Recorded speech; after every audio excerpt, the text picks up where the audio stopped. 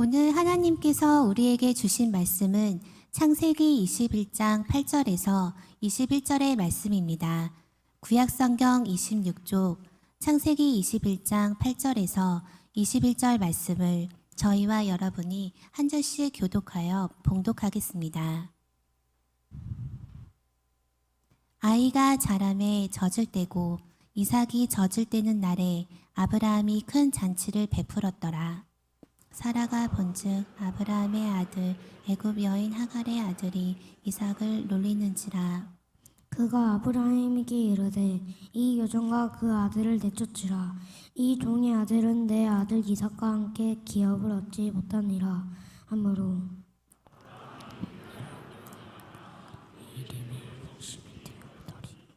하나님이 아브라함에게 이르시되 내 아이나 내 여종으로 말미암아 근심하지 말고 사라가 내게 이른 말을 다 들으라. 이삭에게서 나는 자라야 내 씨라 부를 것임이니라. 그러나 여종의 아들도 내 씨니 내가 그로 한 민족을 이루게 하리라 하신지라. 아브라함이 아침에 일찍 일어나 떡과 물 한 가죽 부대를 가져다가 하갈의 어깨에 메어주고 그 아이를 데리고 가게 하니 하갈이 나가서 브엘세바 광야에서 방황하더니 부대에 물이 떨어진지라.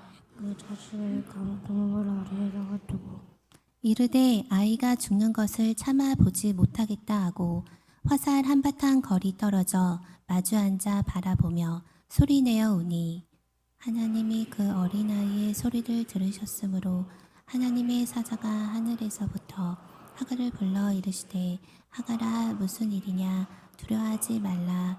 하나님이 저기 있는 아이의 소리를 들으셨나니 일어나 아이를 일으켜 내 손으로 붙들라. 그가 큰 민족을 이루게 하리 하시니라.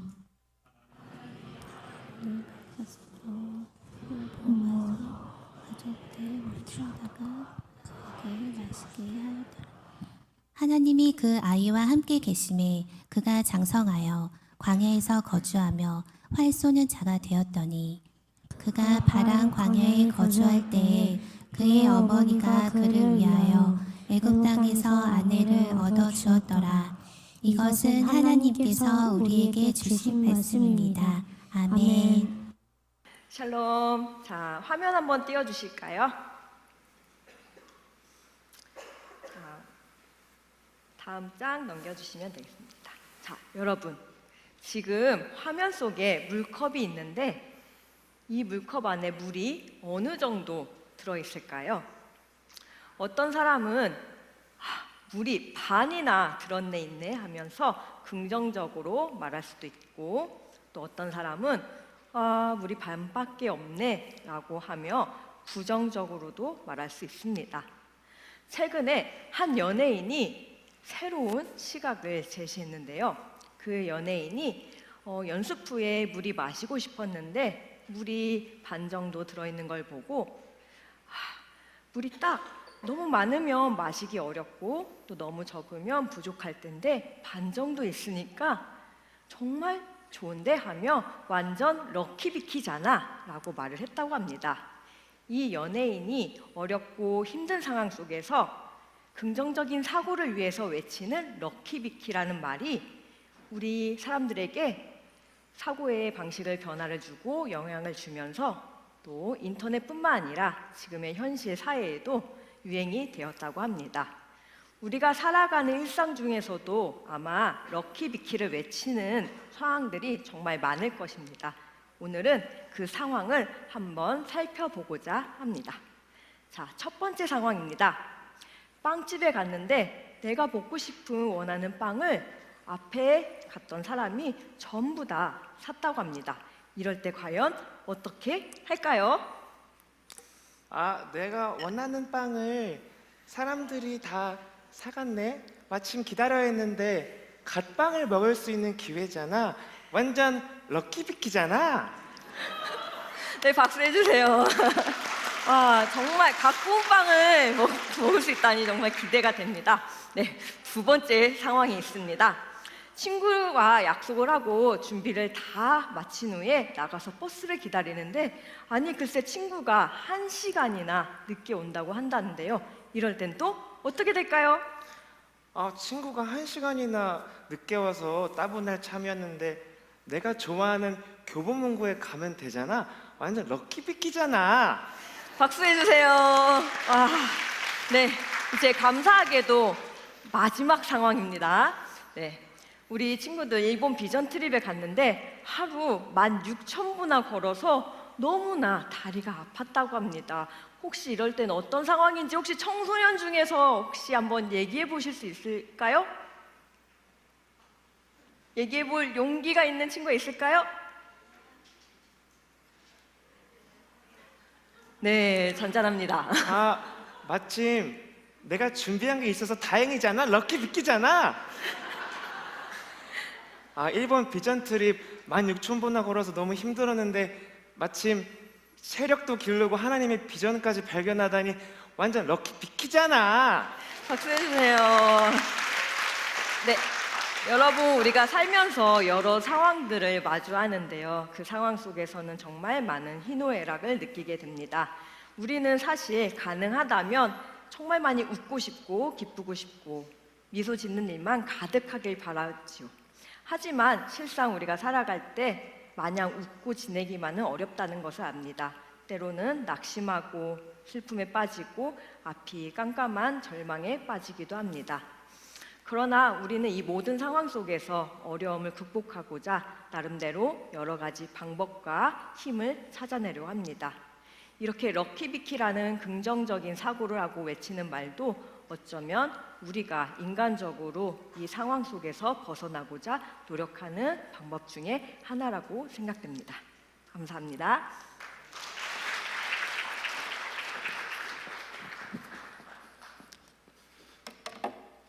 네, 오늘 본문에서도 우리의 눈으로 보았을 때 이러한 긍정적인 사고가 필요해 보이는 두 인물이 있습니다. 지난주부터 그 두 인물을 중심으로 저희가 성경을 살펴보고 있는데 혹시 그 두 인물이 누구인지 아시나요? 네, 이렇게 대답을 하지 않으셔도 전 알고 있기 때문에 입니다. 네, 차마 전 못하겠습니다. 네, 하갈과 이스마엘입니다. 아브라함과 그의 아내 사라는 노년의 때까지 하나님께서 약속하신 아이가 생기지 않자 사라가 아브라함의 동의를 구하여 자신의 여종인 하갈과 동침을 하게 하고 자녀를 갖도록 했습니다. 그렇게 태어난 아들이 바로 이스마엘입니다. 이스마엘은 태어나자마자 아브라함의 유일한 아들로서 많은 사랑과 관심을 받으며 성장합니다. 많은 것을 누리며 살아가던 와중에 한 14년쯤 지났을까 하갈과 이스마엘에게 아주 청천벽력과 같은 소식이 들려옵니다. 그것은 바로 하나님께서 언약하신 아들 이삭이 사라에게서 나게 된다는 것입니다. 하루아침에 이스마엘은 하나뿐인 자녀에서 서자인 신세로 밀려나게 돼버리고 말았습니다. 이스마엘은 이삭보다 나이가 훨씬 많습니다. 나이 차이가 나기에 이스마엘은 이삭을 놀리기도 하고 장난을 치기도 합니다. 오늘 본문처럼 이삭이 젖대던 그날 아브라함이 큰 잔치를 열었습니다. 아니나 다를까 이스마엘은 자신보다 어린 이삭에게 장난을 치기 시작합니다. 그 모습을 본 사라는 아주 화가 났습니다. 화가 난 사라는 아브라함에게 하갈과 이스마엘을 내쫓을 것을 요구합니다. 아브라함은 생각에 잠깁니다. 성경은 매우 근심이 되었더니 라고 기록하고 있습니다. 그래도 내 아들인데 과연 내쫓기가 쉬웠을까요? 매우 어려웠을 것입니다. 그렇게 근심하는 아브라함에게 하나님은 사라의 말대로 하라고 명하시며 여종의 아들도 너의 아들이니 그로 말미암아 민족을 이루게 할 것임이라 라고 말씀하십니다. 결국 하루아침에 하갈과 이스마엘은 떡과 물 한 가죽 부대를 갖고 브엘세바 광야를 방황하게 됩니다. 이스마엘이 우는 것을 보며 하갈은 흐느낍니다. 도저히 이스마엘이 죽어가는 것을 볼 수 없었던 하갈은 소리내어 울기 시작합니다. 이러한 상황 속에서 우리는 앞서 살펴봤었던 긍정적인 마음가짐과 유연한 사고로 이 상황을 헤쳐나갈 수 있을까요? 그때 놀랍게도 광야에서 울고 있는 하갈에게 하나님이 찾아오십니다. 그리고 말씀합니다. 두려워하지 말라. 내가 저기 있는 아이의 소리를 들었다. 이때 하갈은 과연 어떤 심정이고 또한 어떠한 생각을 했을까요? 지난주 본문에 이어 또다시 어렵고 낙심되는 상황을 마주한 하갈은 이번에도 하나님께서 함께 하여 주셨고 나를 살피시고 돌보시는 하나님이시라는 것을 경험하게 되었습니다. 그래서 하갈은 새로운 희망을 맛보게 되었고 새로운 출발을 할 마음의 준비가 되었습니다. 이처럼 하나님께서는 우리와 항상 함께 하시며 우리의 낮고 소외된 모습까지 돌보시는 분이십니다. 긍정적이고 유연한 사고는 우리에게 분명 유익을 줍니다. 하지만 우리가 이러한 생각을 가질 수 있는 이유는 우리에게 보이는 상황과 모습과 우리의 마음가짐 때문이 아니라 하나님께서 우리와 함께 하시고 우리를 돌보시고 우리를 살피시는 분이시기 때문이라는 그 믿음 때문입니다. 당장 눈앞에 어렵고 낙심되는 상황이 우리에게 닥칠지라도 지금 이 사건에 하나님께서 계획하시고 역사하실 더 큰 뜻이 있음을 신뢰하며 나아가는 이 믿음이 우리에게 필요합니다. 그렇다면 이러한 믿음을 가지고 우리는 현재의 삶을 어떻게 살아가야 할까요?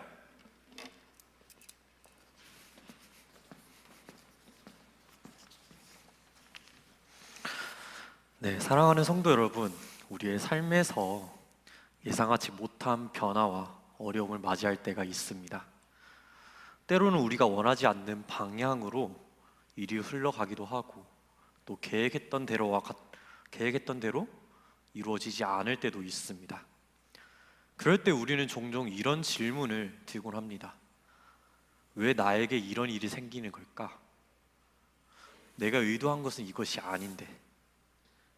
이렇게 질문을 던지며 낙심을 하곤 합니다.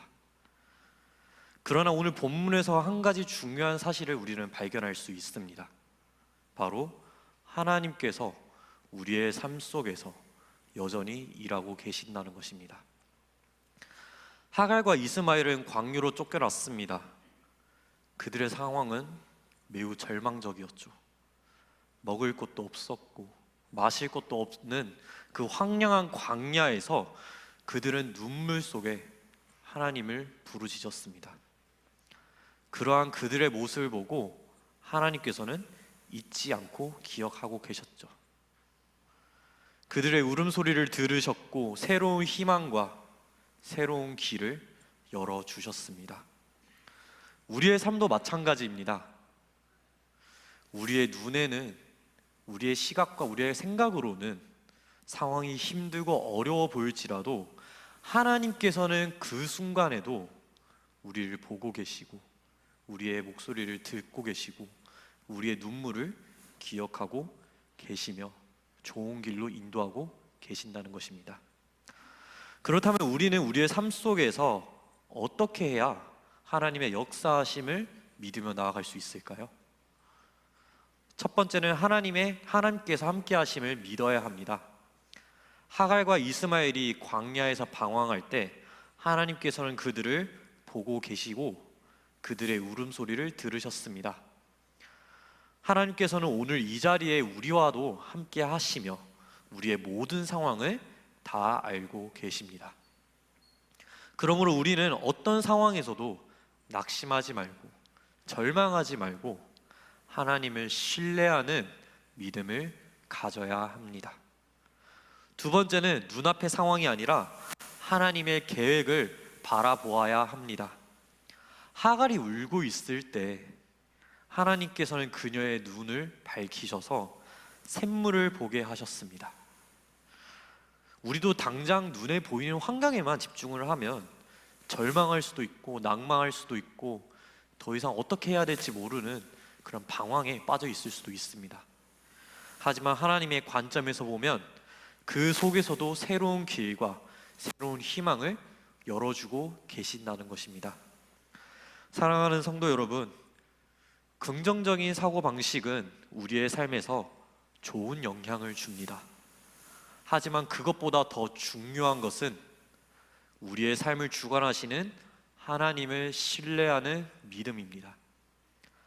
하나님께서는 하갈과 이스마엘을 버리지 않으셨듯이 지금 이 자리에서 우리를 버리지 않으시고 우리를 보고 계시며 우리를 인도하고 계십니다. 말씀을 정리하겠습니다. 혹시 지금 여러분의 삶 속에서 새로운 출발이 필요하신 분이 계실까요? 그렇다면 오늘 우리의 삶을 주관하고 계시는 그 하나님을 바라보길 원합니다. 하나님은 우리를 보고 계시고 들으시고 우리의 눈물을 기억하고 계십니다. 우리의 삶에서 우리의 소망을 가질 수 있는 그 단 하나의 이유는 하나님이 우리 곁에 계시기 때문입니다. 그러므로 오늘 이 시간 우리가 함께 하나님께 기도하며 새로운 출발을 결단하는 시간이 되길 소망합니다.